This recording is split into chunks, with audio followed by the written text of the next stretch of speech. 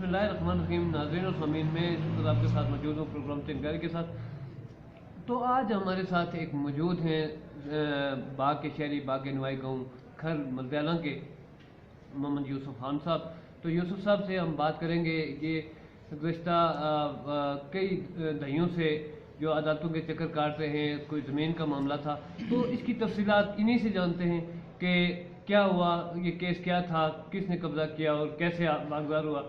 तो जी यूसुफ साहब, आप बताएं कि ये जो आपका ज़मीन का मामला था वो केस क्या था, क्या हुआ, थोड़ा सा हमारे नाज़रीन को तफसीलात बताएं। औज़ु बिल्लाहि मिनश शैतानिर रजीम, बिस्मिल्लाहिर्रहमानिर्रहीम, अस्सलामु अलैकुम। तकरीबन गुज़श्ता 40 साल से मीर हुसैन वल काला खान मेरी ज़मीन पर काबज़ है। हुआ ये था कि मैं मुल्क में मौजूद नहीं था, होता भी मैं क्या कर सकता, मैं बाहर मुल्क में सर्विस करता था। तो मेरी बहन बीमार हो गई, उनका शौहर कराची में था, नेवी में सर्विस करते थे। तो वो बहुत सख्त सीरियस हो गई, तो उन्होंने उनको टेलीग्राम किया, तो उन्होंने कहा कि आप मेरी बीवी को लेकर आए। मेरे वालिदैन, मेरे माँ बाप दोनों और छोटी बहन भी चले गए। तो ज़मीन अपने पड़ोसी अली हुसैन वल काला खान के हवाले करके गए कि ये आप देखभाल करना और इसमें से कोई हासिलात आप इस्तेमाल करते रहें और मेरे आने तक मेरे मकान की भी देखभाल करते रहें। मेरे वालिदैन को उधर 7 महीने गुजर गए। तो 7 महीने के बाद मालूम पड़ा कि अली हुसैन वल काला खान ने ताला तोड़ा, अंदर से वो ज़मींदार का जो हल जंदरा होता है वो निकाला, क्या कुछ किया। तो मेरे वालिद साहब आए, मैं उस वक्त मौजूद नहीं था।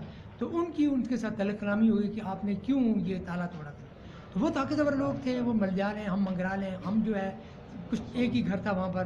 तो उन्होंने मेरे वालिद साहब को डराया, धमकाया, भगा दिया, ज़मीन पर कब्ज़ा कर दिया। उसके बाद बड़े जिरगे हुए, बहुत कुछ हुआ। मैं तो बाहरी सर्विस करता था, आता रहता था, लेकिन अली हुसैन खान और मीर हुसैन खान ने किसी बात पर कोई बात ना मानी, ना राज़ी हुई। बाद में अली हुसैन खान मर गया और उसके बेटे काबज़ रहे और फिर मीर हुसैन खान काबज़ रहा। बेटों ने मेरी ज़मीन में कोई तामीर नहीं की, लेकिन मीर हुसैन वल काला खान जो है जिसने एक छोटी सी दुकान बना ली मेरी ज़मीन में।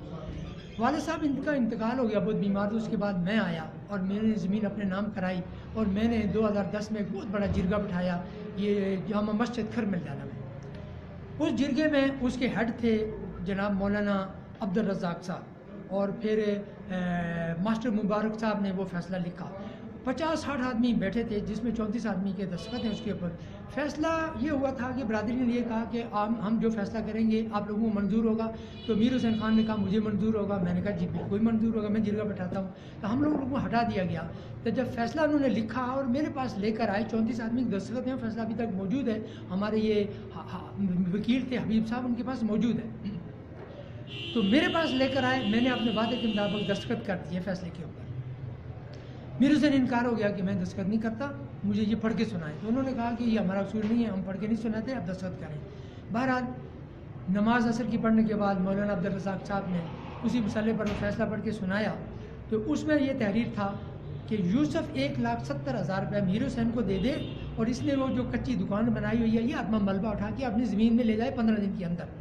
मैंने दस्तखत कर दिए वादे के मुताबिक। मीर हुसैन इनकार हो गया था, मैं नहीं करता, मैं छोड़ता ही नहीं। फिर बरादरी ने उससे बहुत कुछ कहा, मगर यह है कि उसने कुछ बात न मानी और वो बदस्तूर ज़मीन पर काबज़ रहा, धमकियाँ, बहुत कुछ। फिर भी उस 2010 में फिर जब उसे नहीं मानी कोई बात, तो उसके बाद फिर मैंने अदालत का दरवाज़ा खटखटाया और मैंने केस दायर किया।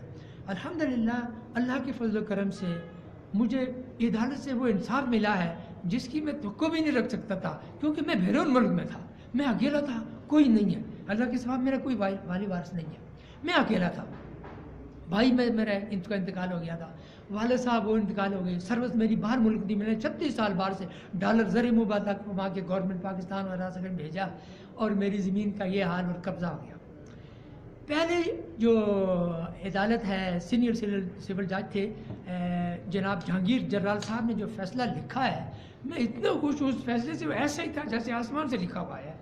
उसके बाद फिर ये शख्स आगे अपीलें करता गया मुझे तंग करने के लिए, फिर यहाँ तक कि सुप्रीम कोर्ट तक ये शख्स गया और सारी अदालतों ने उसी फैसले को बरकरार रखा और मेरे हक़ में फ़ैसला सुनाया और मैं अपनी अदालतों से बहुत खुश हूँ। मुझे बहुत अच्छा इंसाफ मिला, मैं अप्रिशिएट करता हूँ और मैं उम्मीद करता हूँ इंशाअल्लाह हमारी अदालत अंदर भी ऐसा ही क्या नाम है मज़लूमों को इंसाफ फराहम करती रहें। ठीक, اس کے بعد حال ہی میں سپریم کورٹ سے جو فیصلہ میرے حق میں ہوا اور پھر یہاں سے سینئر سول جج کی عدالت سے وارنٹ جاری ہوئے مسمارگی کے، اور ابھی 8 تاریخ کو انتظامیہ ہمارا پولیس موقع پر گئی اور انہوں نے جا کے اس مکان کو مسمار کیا اور مکمل قبضہ میرے حوالے کر دیا، اور میں بہت خوش ہوں۔ ابھی تھوڑا سا کوئی ملبہ ہے وہ اٹھا رہا ہے، اور میں اپنی عدالتوں سے انتظامیہ سے بہت خوش ہوں، اور میرے پاس الفاظ نہیں ہے کہ میں بیان کر سکوں، اور امید کرتا ہوں کہ آئندہ بھی مظلومین کو اسی طرح انصاف ملتا رہے گا، اور جب تک یہ انصاف قائم رہے گا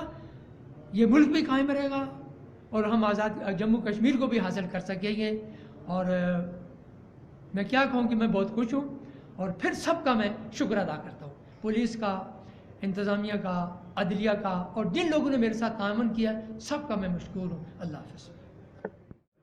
یوسف صاحب یہ بتائیں کہ یہ جو آپ نے جنگ لڑی ہے اپنی زمین حاصل کرنے کے لیے، باپ دادا کی جاگیر تھی آپ کی اور اس کو حاصل کرنے کے لیے آپ نے اتنی طویل جنگ لڑی، اس دوران آپ کو کن مشکلات کا سامنا کرنا پڑا؟ کوئی مشکل پیش آئی؟ لوگوں نے کون کون لوگ رکاوٹ بنے؟ اس حوالے سے تھوڑا سا ہمارے ناظرین کو بتا دیں۔ جناب اس میں مجھے بہت مشکلات پیش آئیں۔ ابھی دیکھیں کہ 1.5 سال پہلے یہ باغ میں 8.5 مہینے ہوٹلوں پر میں رہا، کوئی جگہ میرے پاس نہیں، یہاں میرا کوئی رشتہ دار نہیں، کچھ نہیں ہے، میں اکیلا ہوں، اور مارنے کی دھمکی مجھے بہت دی گئی ہیں، اور مجھ پہ پریشر یہ تھا کہ یہ جگہ چھوڑ دو، اس کو اونے پونے میں بیچ دو، یہ مکان اس نے بنایا، تو ہم اس کو اسٹے آرڈر جاری کیا تھا کہ مکان مت بناؤ، لیکن اس نے کسی کی بات نہیں سنی۔ جب جتنا پیسہ اس نے مکان بنانے میں خرچہ کیا اس سے زیادہ ہم نے روکنے میں خرچہ کیا، پولیس بھیجتے تھے، ایک درخواست لگتی 10-10 ہزار روپیہ خرچہ آتا تھا، باہر سے میں حلال کے پیسے کما کے میں روتا تھا کہ اللہ یہ میرے پیسے کدھر جانے، کس گناہ کی سزا ہے، اور بہت مشکلات آئی۔ بعض اوقات میں ایسا تنگ آ جاتا تھا، میں کہتا چلو چھوڑ بھی دوں۔ پھر میں نے یہ سوچ رہا تھا کہ اگر میں یہ جیسے بیٹھ کے بات کرو جی بھائی ہے بس دھمکیاں، میں یہ سوچ رہا تھا آپ کو میں سچی بات کہوں کہ یہ میں نے صرف اپنے حق کی جنگ نہیں لڑی، بلکہ میں نے قانون کی بالادستی کی جنگ لڑی اور ہر مظلوم کی حق کی جنگ لڑی ہے، ٹھیک ہے۔ میں یہ سوچ رہا تھا کہ اگر بیٹھ کے کسی بات سے مونے پونے میں چھوڑ کے چلے جاتا ہوں تو کل لوگ یہی کہیں گے کہ دیکھیں جی یہ کل یہی کہیں گے لوگ کہ دیکھو جی لو اتنا کچھ لڑ کے سپریم کورٹ تک گئے تو کیا ہوا آگے بیٹھ کے یہ ہوا، میں نے نہیں، پھر لوگ قانون کا مذاق اڑائیں گے۔ میں نے کہا جو کچھ ہوتا ہے میں نے اپنے یہ سوچ کے آیا تھا، بلکہ میں نے یہ قسم کھا کے کہتا ہوں کہ میں نے ایک یہ میرے جاننے والے ہیں میں نے ان کو اب قبرستان میں اپنی جگہ بھی بتا دی تھی کہ یہ میری جگہ ہے، اگر میں مر جاتا ہوں تو مجھے یہاں دفنا دیں۔ کتنے لوگوں نے اتنا پریشر دیا یہ ہو جائے گا آپ جو ہے وہ چھوڑ دیں، وہ تصادم ہو جائے گا۔ میں نے ان کو کہا انتظامیہ میں نے کہا میر حسین کا نشانہ آپ تو نہیں ہے، میں ہوں نا، مجھے آگے لے مرنے دو، اگر میں مر جاؤں گا اپنی حق کی خاطر مجھے جنت ملے گی۔ اور میں نے یہ جنگ لڑی اور الحمدللہ میں بہت خوش ہوں، اور اگر میں اس کو چھوڑ دیتا تو ہر ظالم جو ہے وہ مظلوم کی حق پر ڈاکہ ڈالتا اور مظلوم کو نکال دیتا۔ اب مجھے انشاءاللہ بہت امید ہے کہ مظلوم کی حوصلہ افزائی ہوئی ہے اور ہر مظلوم جو ہے وہ اپنے حق کی جنگ لڑے گا۔ تو مشکلات بہت پیش آئی ہیں کہ میں بیان نہیں کر سکتا، یعنی ہر وقت مجھے خطرہ رہتا تھا کہ کسی سے گولی آئے گی، کسی سے خنجر مارے گا، کچھ کرے گا، لیکن چونکہ میں اللہ کے سہارے پر چلتا ہوں اسی کی رسی۔ آخری مسمارگی کے دوران بھی کوئی آپ کو درمیان میں کچھ لوگوں نے پریشرائز کیا، وہ کیا معاملہ تھا؟ وہ معاملہ یہ تھا کہ جس دن ہم جا رہے تھے تو وہاں تحصیلدار صاحب جو ہے وہ مجھے لے کر کے جناب میر اکبر صاحب کے گھر میں گئے، تو میر اکبر صاحب کا میں پہلے نہ کبھی دیکھا نہ کبھی بات چیت، نہ میں جانتا تھا ان کو۔ وہاں وہ جاوید صاحب تھے، انہوں نے میں کبھی ملاقات نہیں، انہوں نے بھی یہی کہا کہ جی آپ جو ہے نا یہ چھوڑ دیں جگہ اس کو اور کچھ پیسے لے لیں، یہ کر دیں۔ میں نے بولا بات یہ ہے کہ یہ میری آب و اجزا کی جگہ ہے، میری پہچان ہے، ہم پارٹیشن کے پہلے کے یہاں ہیں اور میرے یہاں سے 2 سال بچوں کے بنتے ہیں، یہ وہ ہے، ہم یہ جگہ نہیں چھوڑتے۔ میں اگر جتنے کی بیچیں گے میں سب بیچوں گے، پوچھوں کہ جب میں نے بیچنی نہیں ہے، میری اپنی جگہ ہے، یہ گھر اپنا اٹھا کے لے جائے، ٹھیک ہے۔ تو کہنے نہیں جی تصادم ہو جائے گا، یہ ہو جائے گا، ٹھیک ہے مجھے مار دیں، مارنے کے بعد وہ لے لیں سب کچھ۔ پر جی ایک وہ میجر صاحب سے انہوں نے بہت پریشرائز مجھے کیا، سب کچھ ہے۔ آخر جب انہوں نے دیکھا تو انہوں نے کہا یہ بندہ 1 انچ پیچھے ہٹنے والا نہیں ہے، مجھے اپنا حق چاہیے۔ میں چاہتا تھا، میں دیکھنا چاہتا تھا کہ بھی کیسی گولیاں چلتی ہیں اپنے حق کی خاطر، اگر میں مروں گا تو سب کے حق ملیں گے۔ آخر میں پھر انہوں نے سب جتنے بھی وہ لوگ بیٹھے ہوئے تھے، میں ان کا بھی مشکور ہوں کہ ان سب نے پھر میری فیور کی۔ جب ان کو پتہ چلا کہ بھائی کہنے لگے جی یہ اس کا ہم سلوشن ڈھونڈتے ہیں، میں نے کہا جی اس کا سلوشن یہی ہے کہ 40 سال یہ میری زمین کھاتا رہا ہے، اب یہ چھوڑ دے، تھوڑی سی میری عمر میں کھا دوں تو کیا ہوگا۔